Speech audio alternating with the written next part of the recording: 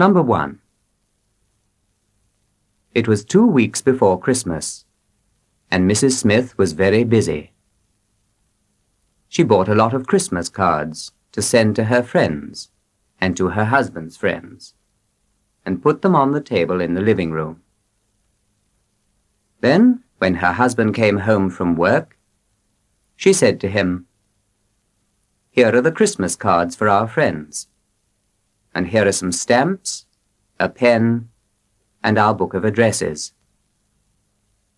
Will you please write the cards while I'm cooking the dinner?"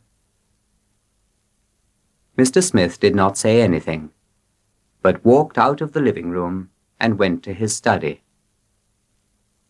Mrs. Smith was very angry with him, but did not say anything either. Then a minute later he came back with a box full of Christmas cards. All of them had addresses and stamps on them. "These are from last year," he said. "I forgot to post them.